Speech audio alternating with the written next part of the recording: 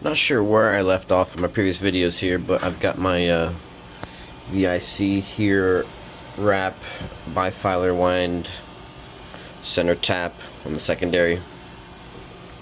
The inductor here is a bifilar wrap coil overlapped with another bifilar wrapped coil in opposite direction than the inductor 1.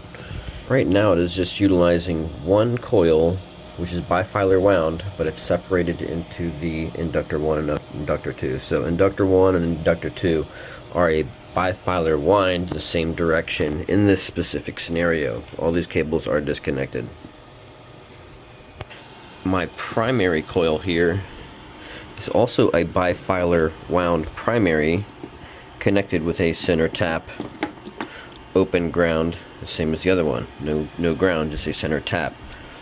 Presently using a 500 ohm resistor, 100 watt, as the snubber on the primary, which is just a snubber diode circuit loopback. Oscilloscope shows about 1.8 kilohertz. Oh, safety switch. Safety switch.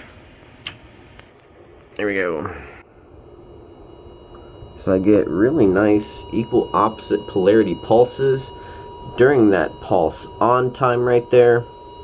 We are only consuming 1 amp at our maximum of 9 volts or so. And we get some expected production for the voltage level of 113 volts. Less than 200 milliamps passing to my cells. Pause it. So getting up to, like, what was it, 112 volts there at, what was it, 1 amp?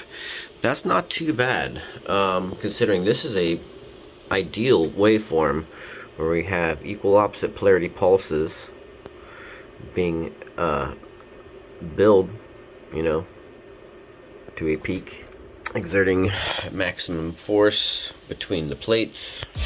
This is Stand Revenge. Just for funsies, checking amp consumption here, 3.5 amps at max voltage. Let's undo our primary bifi. Now we have the primary wound in a dual mode. Let's go again. Wow, 9 amps. Got 140 volts at the cell. That might calm down a little bit. We'll pause that. Yeah, 9 amps. 140 volts though, impressive. Wait, how many amps was that? 150 milliamps at the cell. Wow, note all that purple mess there. The purple is connected to my 12 volt input rail, so that's the noise it's receiving back on it. Yikes. Even though maybe we got a few extra volts on it, we consumed many more amps input wise.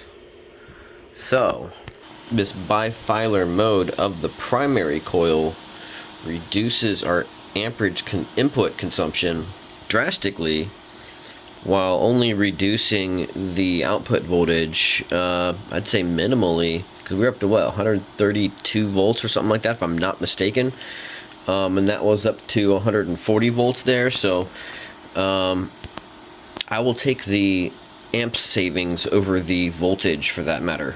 So I've theoretically drastically reduced the input power of this system, this setup here, by just modifying the primary coil's configuration. I have another primary coil I want to try here with slightly fewer windings, and then as well maybe a different one here wound with some different gauge. Much more to try. Also take into consideration this is a bifilar wrapped primary, or rather first and second inductor configuration. Both cables are wound side by side and wound in a bifilar manner. Let's maybe try this a little different here. And just for fun here, I'm going to have one in bifilar mode, one in single mode. Only, yeah, we're switching back to our bifilar primary mode. Quick note, when this happens, increase the resistance on your snubber. In this case, I went from 500 to 1K. Problem. Safety switch. The problem Coseve.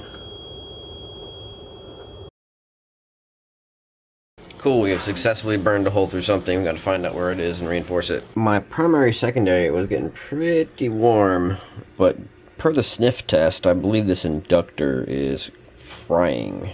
Didn't seem that hot though. Doesn't mean we don't have like voltage arcing and things like that. So we're going to dismantle it and maybe see if we can find out where the burn marks are or anything like that. I really hate destroying a good inductor, well, quote, good inductor, but not too hard to wind these with the new MakerBot Windomatic. I think we found our weak point here along that ridge on the inside there. We had some shorting out. Yep, there we go. There's the first layer of winding here, and we got some shorting happening right there, if you can see it. Probably happening between this or the first inductor and the second inductor, inductor A and inductor B, as I shall refer them to henceforth. Continuing on, we also did have that in a funky setup, as far as one inductor A was single file and inductor B was bifilar, or opposite from that. I forget how it was exactly, but it was not a balanced setup, so maybe we just had too much voltage pressure on one. Overcame the resistance of the Kapton tape or whatever have you.